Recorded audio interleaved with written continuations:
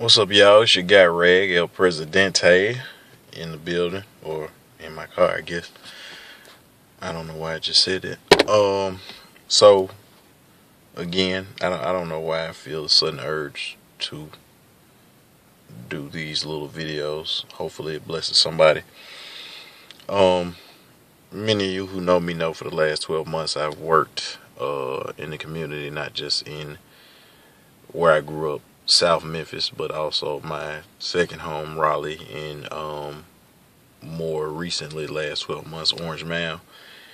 And I encountered a situation um, where I had a kid pull a gun on me.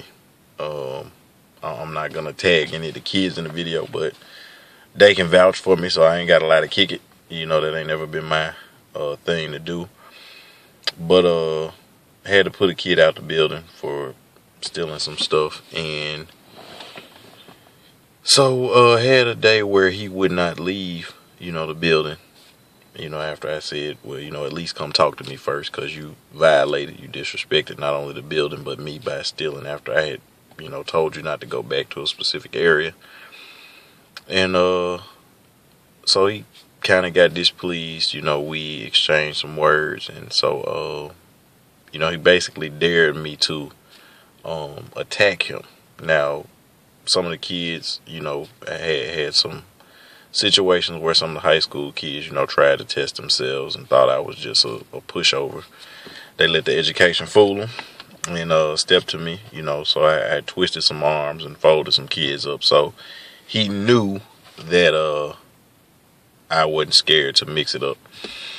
And so he pulled a 380 on me, and dared me to do something. And so in my mind, I'm sizing him up. And then, I'm looking at his body language, how he's standing, how he holding the gun. I had already decided how to take him down. I was ready and willing to do that. I've not only grew up fighting, but I've also been trained to take people down in those situations. And so before I could make a move, I heard the Lord tell me that you're not fighting him. You're dealing with a spirit. The word of God says that we wrestle not against flesh and blood, but against principalities, powers, rulers of darkness, and spiritual wickedness in high places. And the Lord said that's what he wants. And so at that moment I stopped. On my right bicep I have a tattoo of Isaiah 61:1, which says that the Spirit of the Lord is upon me, for he has anointed me to preach the good news to the poor. And being that I was dealing with a spirit, not the young man, but the spirit that was influencing him to do that, I began to speak the word. And I said that you don't have the authority to raise that gun up on me.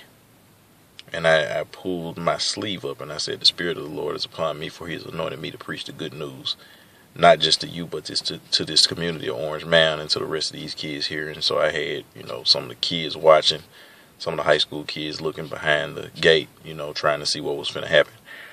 And for somebody else, it might be, a big life or death thing. To me, it wasn't nothing that comes with the territory. But the motivation behind this video and the message in that is that, hey, sometimes a weapon may form, but it's not going to prosper. You have to remember who you are, what God has called you to do, what your purpose in life is. And you got to stand on that. Faith comes by hearing, and hearing by the word of God. So if you're not immersed in the word, then you can't have faith in it. Being that not only I have been rescued and redeemed by the Lord and by the word, I'm confident in it, but I've also been a student of the word in my own personal time, as well as in one of my college degrees in that. So I had confidence in that. But after several exchanges of me just constantly repeating the word, the young man took off running.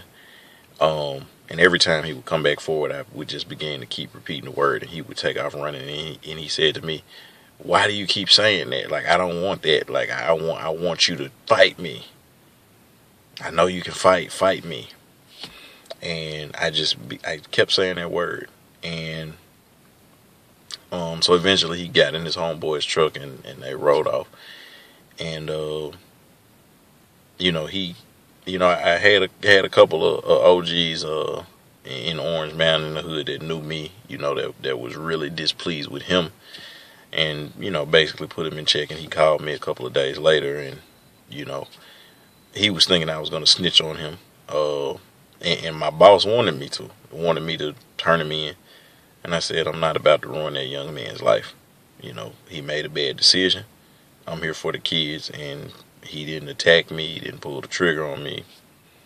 You know, the moral of the story is, anyway, know who you are. When you know who you are and whose you are, it's no situation, no supervisor, no boss, no troublesome situation, no relationship, no adversity that can hold you down. But you have to be confident in the word that. I'm trying to keep my videos under 7 minutes, and this is going on 6. Hopefully that bless somebody, and y'all enjoy y'all's day. Prayers out.